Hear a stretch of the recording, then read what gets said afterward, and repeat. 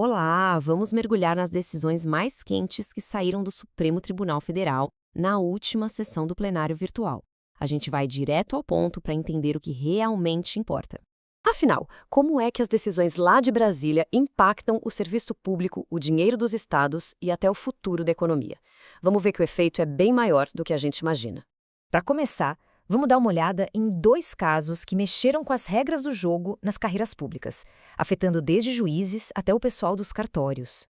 O primeiro caso veio lá da Paraíba e gira em torno de uma pergunta que parece simples, mas que faz toda a diferença na carreira de um juiz.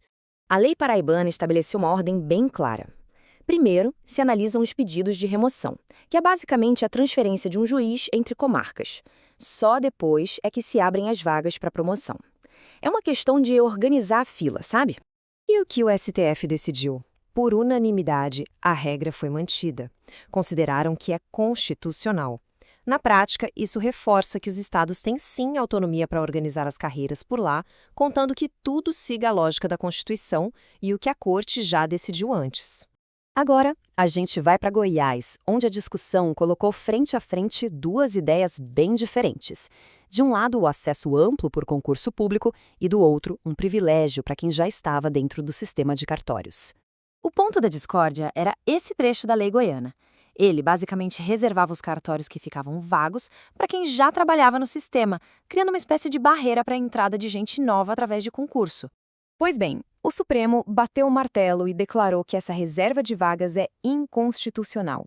Essa decisão é uma defesa e tanto do concurso público, né? Ela garante que o acesso a esses cargos tem que ser aberto para todo mundo e não um clube fechado. Ok, saindo das carreiras públicas e entrando num tema que mexe diretamente com o bolso, o dinheiro dos estados. Vamos ver dois casos sobre o poder de arrecadar impostos e de controlar os gastos públicos. Em São Paulo, a discussão foi sobre uma figura bem específica, o devedor contumaz. Sabe o que é isso? É aquele devedor que faz do não pagamento de imposto, como o ICMS, uma parte da sua estratégia de negócio. É algo recorrente e principalmente intencional. O que se questionava era se o regime de fiscalização mais pesado, aplicado a esses devedores, não seria, na verdade, uma espécie de punição política, uma forma de atrapalhar a livre iniciativa da empresa. Mas o STF entendeu que não.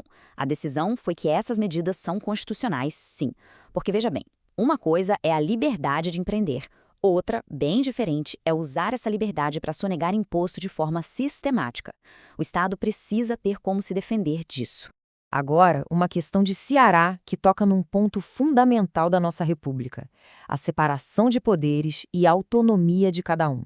A pergunta é: o Legislativo pode impor um limite no orçamento do Judiciário e do Ministério Público? A lei cearense tinha um artigo que botava um teto de 1% para gastos extras com folha de pagamento. E esse limite valia para todo mundo, inclusive para o Judiciário e o Ministério Público. A resposta da Corte foi um sonoro não. Esse limite foi derrubado. É uma decisão crucial para proteger a independência financeira desses órgãos, garantindo que eles possam funcionar sem que outro poder controle a torneira do dinheiro. Bom, mas tão importante quanto o que foi decidível é aquilo que ficou para depois.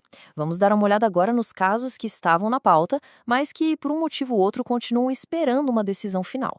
Um caso super importante, que envolve a SEDAI, a Companhia de Águas do Rio de Janeiro, foi pausado por um pedido de vista. É quando o ministro fala: peraí, preciso de mais tempo para estudar isso aqui. E foi exatamente o que aconteceu. O relator, ministro Cristiano Zanin, votou. O ministro Alexandre de Moraes acompanhou, mas aí o ministro Luiz Fux pediu vista. Resultado: julgamento suspenso, e o caso fica na gaveta por um tempo. E aquele outro caso de impacto gigantesco na economia, sobre a desoneração da folha de pagamento. Esse foi simplesmente retirado da pauta. Ou seja, nem começou a ser julgado. Certo. Depois de tudo isso, o que a gente pode tirar como conclusão? Qual é o saldo dessa sessão do plenário virtual? Olhando para esse quadro, fica clara a variedade de temas que o STF lida, né? Vai desde a regra da carreira de um juiz até uma política econômica que afeta milhões de empregos. Vimos normas serem confirmadas, privilégios serem derrubados e a autonomia dos poderes ser protegida. No fim das contas, a sessão deu algumas respostas, mas também deixou no ar perguntas enormes sobre o futuro da nossa economia e da administração pública. Isso nos deixa com uma reflexão. Se o que foi decidido hoje chamou do presente, o que será que esses adiamentos revelam sobre os desafios gigantes que o país ainda vai ter que encarar?